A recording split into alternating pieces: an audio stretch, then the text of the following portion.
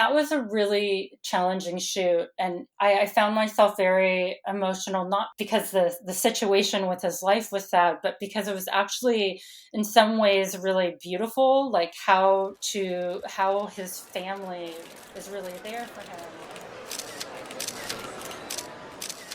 This photography podcast is brought to you by Frames, the upcoming printed photography magazine. Here is your today's host, W. Scott Olsen, with another fascinating conversation.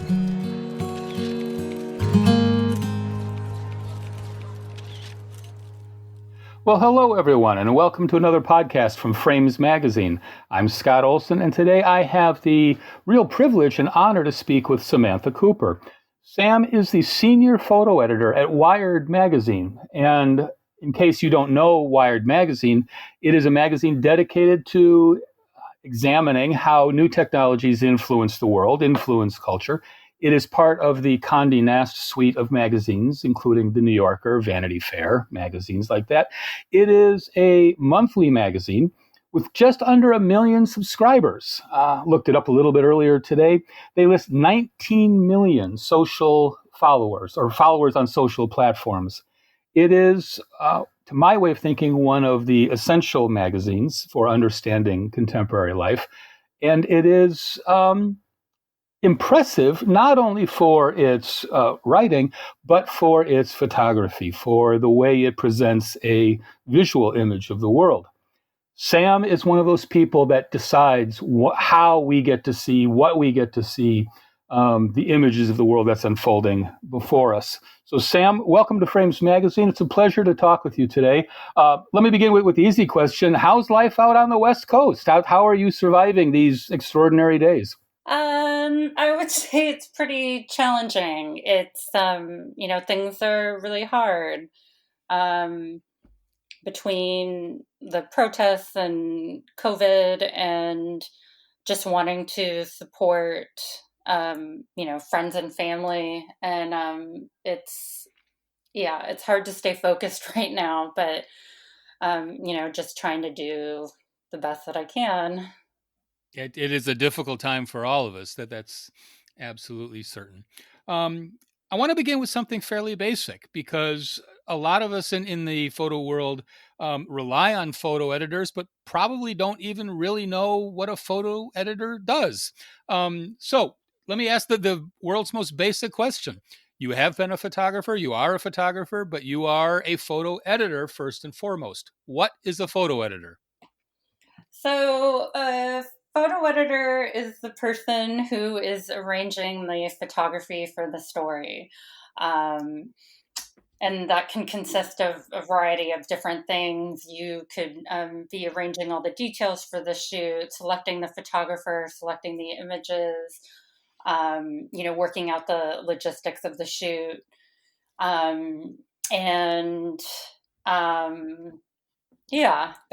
it's funny because when I try and explain what a photo editor is to my family, they still think I shoot. It just involves shooting. And when I try and explain what I actually do, it doesn't seem as exciting to them, which is really funny because to me I love my job. And I think it's one of the best roles in the photography world the best role you can have. I've heard that from a number of people who are photo editors. They don't simply enjoy their job or like their job. They love their job.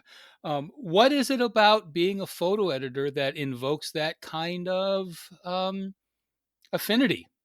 I think there's, depending on where you're working, of course, if you love the stories that you're working on and the content and being able to work with amazing photographers and just the idea of, a good portion of your day is looking at images all day. And in and of itself is a dream, but, being able to, I like the challenge of being able to think about the story and how to best tell it visually and who is the best person to tell it. And then also, working with the photographer to visualize this. And when you receive the images and kind of seeing what they do with the story. It's really special. Tell me how early you get involved with the process when people are sitting around assigning stories. Are you sitting at that table? So we do have pitch meetings. Sometimes I might pitch a project. There's varying levels of where I would get involved, but for the most part, I focus on web, and um, I work on a lot of the long form features for web. So I'll see some of the stories coming down the pipeline, but and then a lot of stories will just be assigned, and that's when I'll enter, familiarize myself with the story, talk to the writer, the editor, um, and then just start running with it. And then you assign the photographer to the story? Yes. Okay, and you get to decide which of those photographers' images actually make it into publication as well. I remember once you told me that selecting photographs was a bit like cutting off an arm. If you've got 10 great images and space for two, how do you go about making those decisions? Well, I mean, you're really thinking about the story, and it's weird because sometimes it might not be my favorite image, but I know it's the image that tells the story in the best way possible. Um, so sometimes, yeah, you're choosing that might drive your selection. Um, but yeah, there's a lot of different variables, thinking about how do you perceive the image? Like, what effect is it having on you? I have a lot of different questions when there's fewer images that you're having to include. I mean, for like daily web stories versus long form features, I mean, my approach is obviously a lot different. Mm-hmm. Well, let's go back a little bit into the distant past. How in the world did you wind up becoming a photo editor? I mean, at some point, you had to pick up a camera and say, "This is cool." How did you get from that point to now? Let's see. So the first time I went to school in Santa Cruz, and I actually studied film and video there. But when I graduated, I found myself taking classes at City College, and originally fell in love with, working with film, being in the darkroom. And then from there, that kind of was the mark where I'm like, I definitely want to work, because I thought I wanted to become a photographer at that point and never thought about becoming a photo editor. And so I took a lot of different random jobs. I would shoot whatever I could get my hands on, and I would assist different people. And then I always had kind of a side gig, or a side hustle, whether it was like bartending, waiting tables. I worked at a dance school for a while, and then eventually got a job at the Harvey Milk Photo Center, where I was teaching, and just kind of helping people that would come into the center, assisting people with assisting the director with showings and building and installations, and yeah, kind of doing a variety of different things. But I was always kind of doing photography like on the side, and at some point, there was a position at Airbnb open, and I ended up applying there. And it was originally a position as a researcher, and curator. And so I started working there. I ended up being there 3 years, and from the researcher curator position, I moved into a photo editor position. And then from there, I worked into a creative producer position. And it was a period of time where I really learned a lot. I was able to make a lot of rookie mistakes, and built a lot of relationships with different photographers and had really amazing mentors. And it was also back in the day when no one really knew what Airbnb was. It was truly a startup when I got there. And no one hated them yet. But now, I think I was like employee number 255 or something. But it grew really quick. So I learned a lot on the job. It was definitely, there was things moved so quickly there. Just to interrupt for a second, in my ignorance, I would have always assumed that you get the homeowners to snap a couple shots, put them up, and you're done. There is a whole world of photographic curating, as you said, at Yes, Airbnb. yes. And I know things have changed a lot since I've been there, so I'm not exactly sure what the structure is like there anymore. But yeah, it was kind of my first taste of photo editing, and I loved it. I wanted to do more of it. And I actually, while I was doing creative production, I actually, like, when I look back at everything, I found that the time when I was solely doing photo editing, I enjoyed the most there. And then after that, after just short of 3 years, I ended up taking a job at Instagram where I was kind of doing a mix of things and was doing a combination of, I kind of had my hands dabbled in a bunch of different things where I was doing a mix of research, editing, commissioning, working on building installations. I'm trying to think what else, but yeah, that was probably it. And then from there, I was there about 2 years. It was very much, I always joke around that it was like working at Disneyland. Um, but from there was the position, a friend told me about the position at Wired, and I've always loved Wired. Well, that's remarkable, and like so many people in the photography world, a career depends upon the ability to be flexible, to be creative, and to work in a whole different number of directions all at the same time. And you wound up landing at one of the nation's best, and I would argue most important magazines. Now that you are more or less in charge of the photography there, what is a wired photograph? If you look at the magazine, it's perfectly obvious that the magazine has a style. It has a certain way of presenting images. But in your words, what is a wired photograph? Well, I think there's a lot of range to that, but I definitely think in terms of the style, it's really clean and really precise, and there's sophisticated lighting.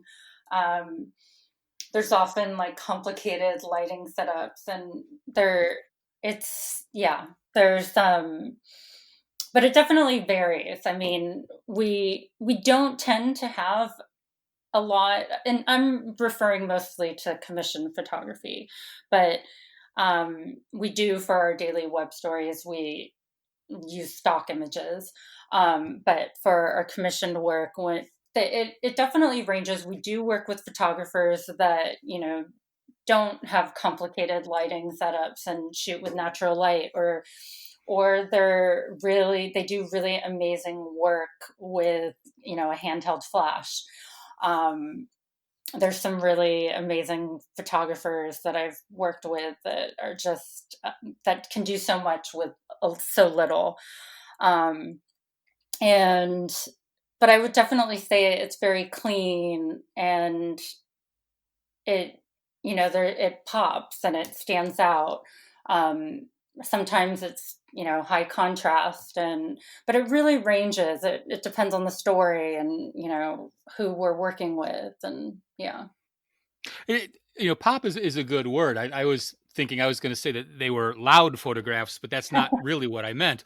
They are present. They are not, even if you're doing something low key and filled with shadows, they're not quiet photographs. They're forceful. No. Yeah. Um, and that's been one of the things I've admired about the magazine for a long time. Tell me a story. Tell me a story about a shoot that went really, really well.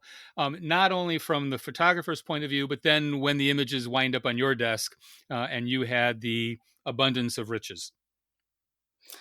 Um, oh gosh, there's so many amazing stories about shoots. I'm going to go with something that's very recent. So a lot of publications have done the same story where because of COVID-19, everybody was reaching out to photographers and asking them to show us what they're shooting while they're sheltering in place. And so our entire team did this project together where we each selected a photographer and worked on a commission with them. And basically the only guideline was that they couldn't leave their home. Um, and at that time, we weren't really commissioning anyone. Um, and in any shoots, it had to be within someone's home, or they had to have their own studio at home. We weren't sending anyone out. Um, but I know that from my experience sheltering in place with my wife and my dog, having sheltering in place with an animal has been really comforting. And so I wanted, different people were selecting different photographers, like a still life photographer. And, someone might be working with more of a portrait photographer. And so that was kind of my thing that I wanted to focus on. I wanted to find someone who I knew, um, really cared about animals and was sheltering in place with an animal, and kind of how that was for them. And so I reached out to Robin Schwartz, and I met her at the New York Times Portfolio Review a couple years ago.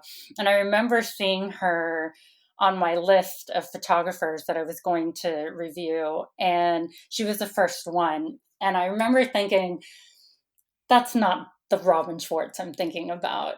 It's probably, there's got to be another Robin Schwartz. She wouldn't be here. She wouldn't be here getting a review. But it was my first time doing that portfolio review, and I did not know anything about like the caliber of photographers. And so it was her, and I remember being really excited to see her work. And we kept in touch afterwards, and we still send each other links to weird animal accounts or photos of our animal companions. And I know that I wasn't sure that Robin was actually going to pick up this assignment, because she actually has cancer, and I know that she's had a hard time with it. And I mean, like anyone who has cancer. And so I wasn't sure if she would be up to doing it. But she picked it up, and she focused on what a lot of her work focuses on: her animal companions and her daughter.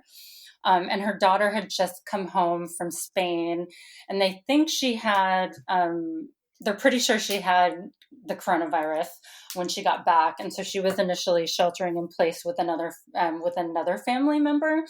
But by the time I asked them to do this project, her daughter Amelia was back at her home.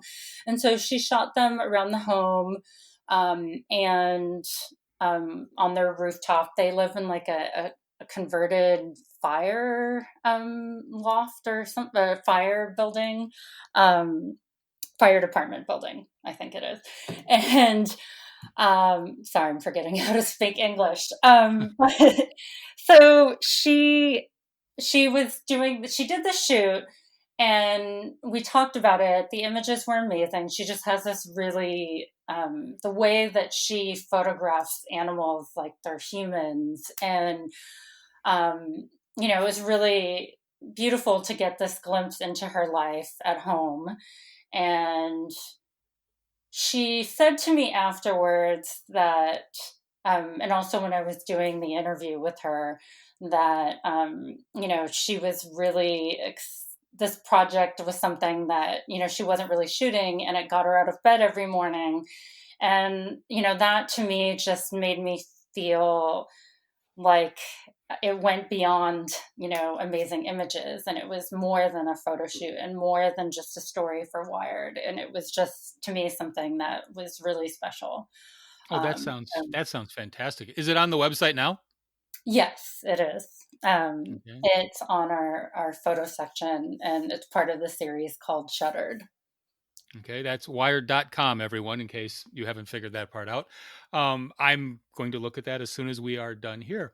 Um, as lovely as that story is, there also has to be, of course, the dark side as well. Tell me what you can about a shoot that just fell apart, Oh, a shoot that fell apart.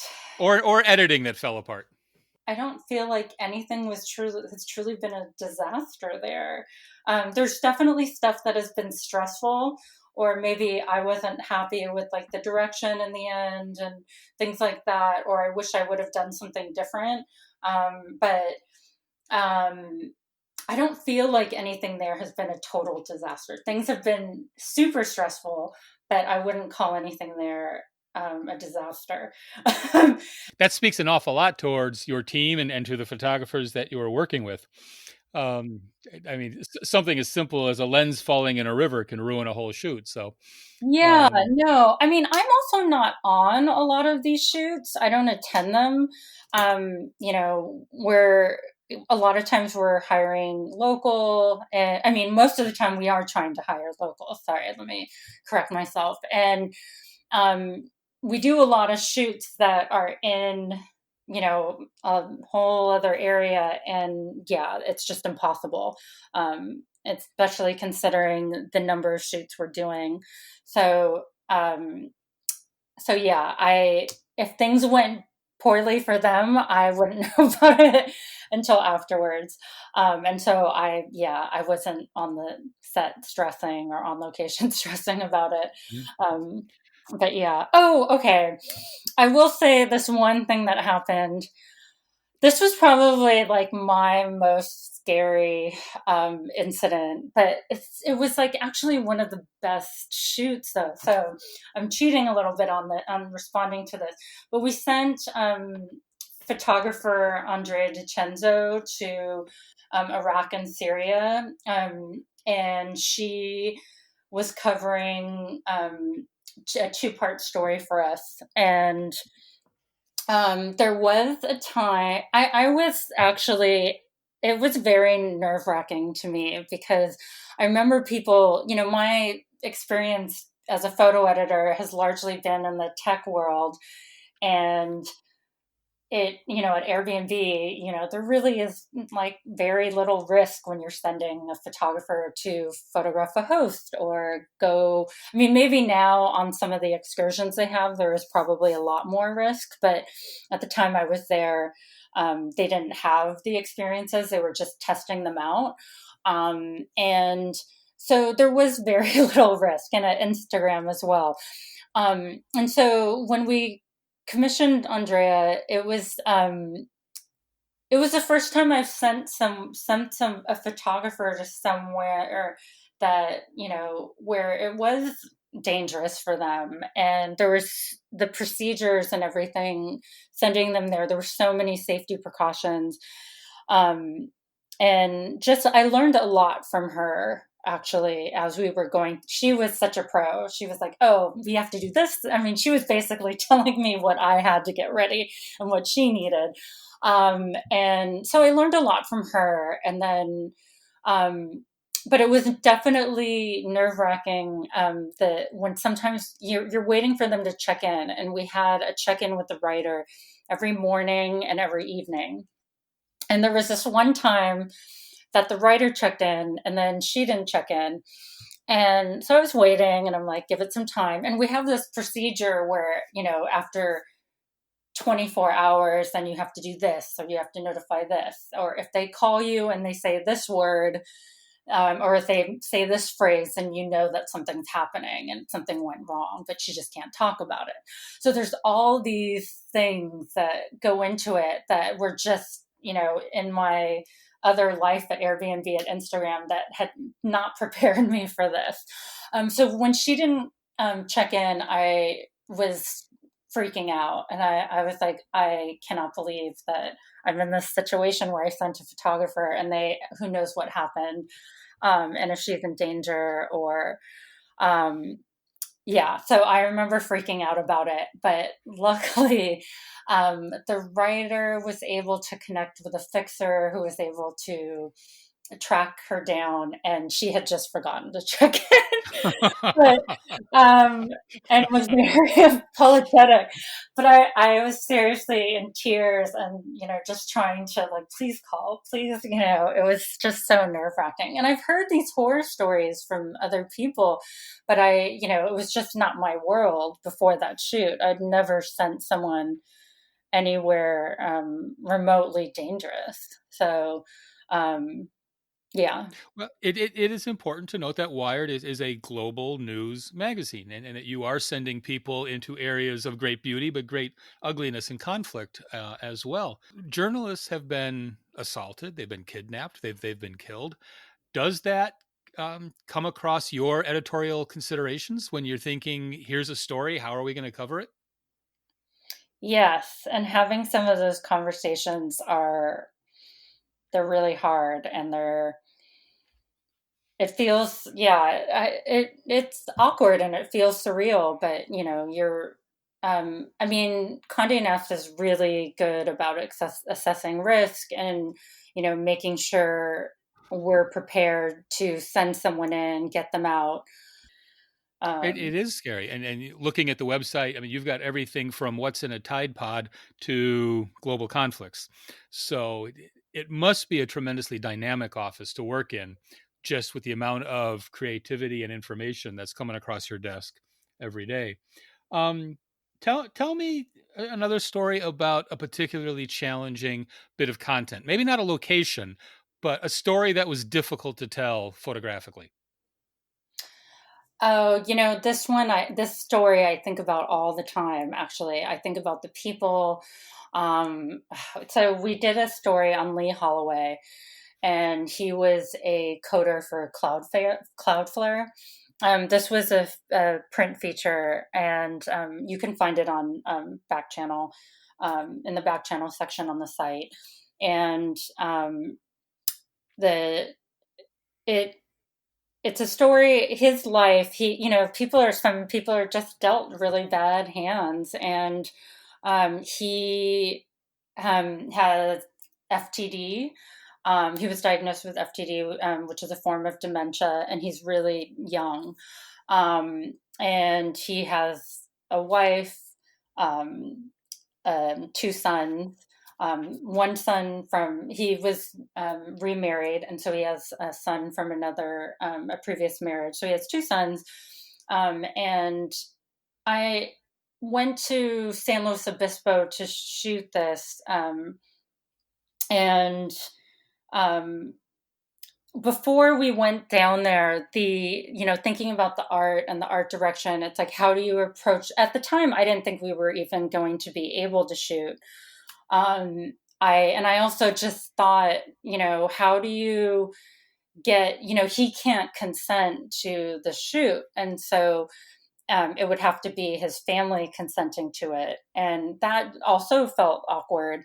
And so I assumed we were just going to use old photos of him working at Cloudflare or his life. But I wanted to do something different with the images. And so I worked with this photographer, Amy Friend. She's in Canada, and our initial plan was to transform the images. And I had looked on her site, and she had this, you might know her from like other work she's done with Cal Sunday, where she like punctures holes into the images and shines light through them. There's a really beautiful cover that Cal Sunday did with her. And so this other series she was doing, she would actually she would slash and cut the images, tear them, bend them, and also shine light. And so it was this really beautiful approach. And she talks about her statement about this piece was how it's about living in these two realities and these two worlds. And so when I was reading that, I had thought the images were stunning, but when I read that, it clicked with me because, here Lee has this, he has dementia and he has this one reality, but then there is still a little bit of him that is corresponding, and that it's still like old Lee that connects with his family. And whether it's like fist bumps or, like chasing his son around the yard. So I went down there with photographer Jack Bull, and we got permission from the family. They actually wanted him to be shot and they wanted him featured. They thought it was they feel like the story is really important and they wanted to tell it properly. But it was definitely, it was challenging. I was one of the first shoots where I felt truly emotional, like while I was there. I was talking with his parents who lived down there with him. Met his wife, who I had been primarily coordinating with, and he doesn't sit still. He's constantly moving, and the home there, they have a huge space where it's designed for him to be able to walk around a lot, walk outside. And so he kind of has this thing where he circles inside the house and outside, and he paces, and it's very much like has this park setting outside. And so Jack has to follow him and also is, trying to connect with him, but also photograph him in a way that, is still showing him, not showing him accurately, like his situation is challenging, but also showing him with integrity. And, especially it's such a sensitive piece because yes, he can't authorize the shoot. And so we didn't want to, take these close-ups and try and pose him or anything like that, obviously. So it was about like shooting him in his natural environment and observing what he does and capturing that. And that was part of what I explained to Kristen Holloway, his wife, that we wanted to be really respectful of his space. And we talked a lot about that beforehand. But that was a really challenging shoot. And I found myself very emotional, not because of because the situation with his life was sad, but because it was actually in some ways really beautiful, like how his family is really there for him and have taken his situation and have tried to make the best environment possible. And yeah, so to me, it was really touching, seeing how well cared for he is. And then also seeing that moments when he is trying to connect with people, and with his family. And then eventually at the end of the shoot, he was doing a fist bump with Jack. So it was interesting I mostly just, kind of stayed, behind and talked with, learned a lot about, Lee from his family, from his mother and father. And yeah, so to me, that was, I would say, one of the most challenging shoots that, I've worked on. And the images are so ingrained in my head. Like even the stuff that we didn't use for the story, like what Jack shot was stunning. So the plan was to have, sorry, I'm backtracking, Jack shoot the images and then Amy transform them.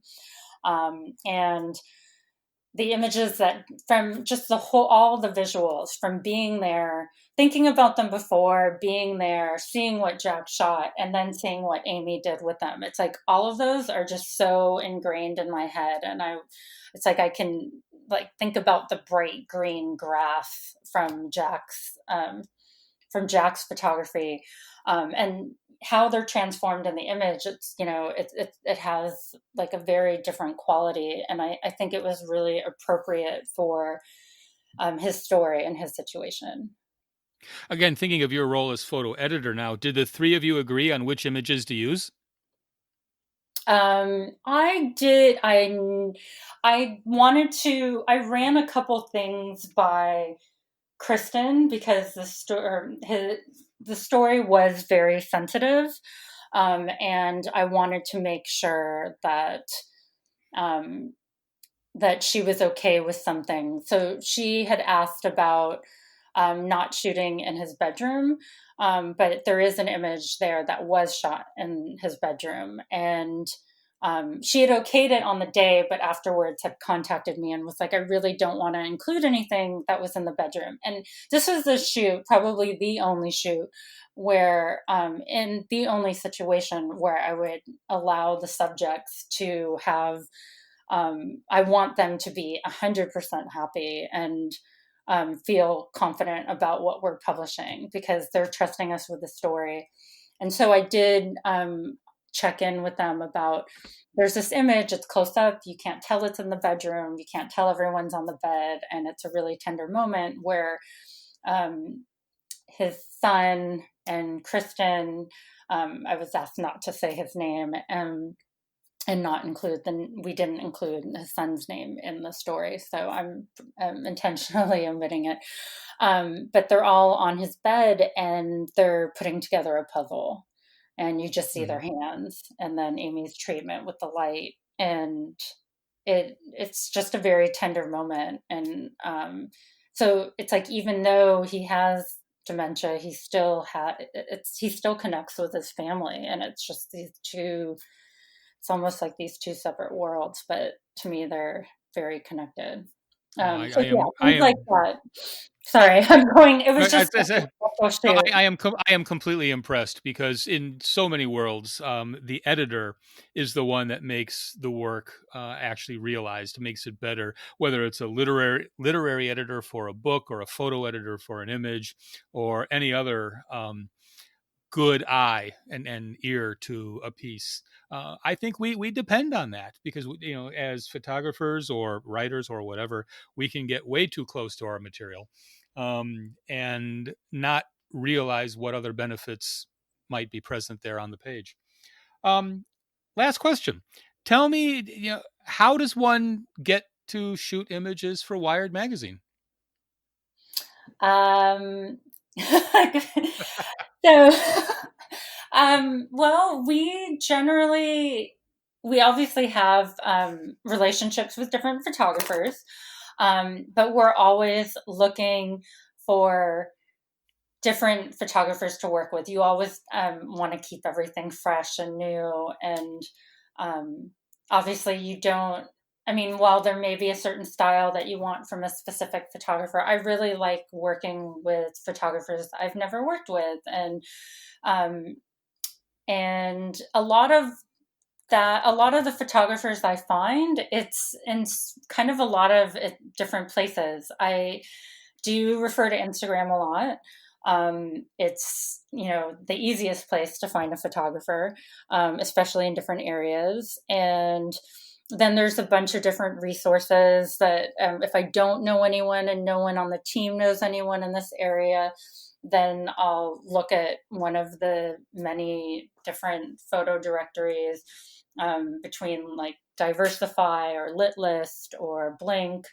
And then photo portfolio reviews are probably, I'd say, one of the most effective places for me to find really amazing photographers that were not on my radar. I mean, some of them are, but yeah, I really, and it's so great because it's just that designated time for a couple days where you're just interacting with photographers and seeing their work. And some of it's, you know, ready to be published, and some of it you're kind of working, they want feedback on it and you're working through stuff with them. And it's really interesting to see, someone you may have met a couple of years ago and how their work has progressed since then. But yeah, so we do invite photographers when we were not sheltering in place and we were actually going into the office. Photographers would reach out to us and we would invite them to come share their work with our team. that is something I also really enjoy. And I would say that's really effective in terms of a way to shoot for Wired. Probably another, I would say, one of the best ways as well. So. Well, that is essential advice, because so often you can sit at home and think, oh, I'm never going to get in that door. And all you need to do sometimes is ask. This has been a pleasure. This has been a series of some wonderful stories I did not know. And I am impressed with your work. I'm thankful for your work and for Wired Magazine. I appreciate the time you were able to spend this evening. Thank you. Thank you so much for having me. It was a pleasure. Okay, Sam, thank you very much. And thank you, everybody. Stay tuned for another podcast in the future.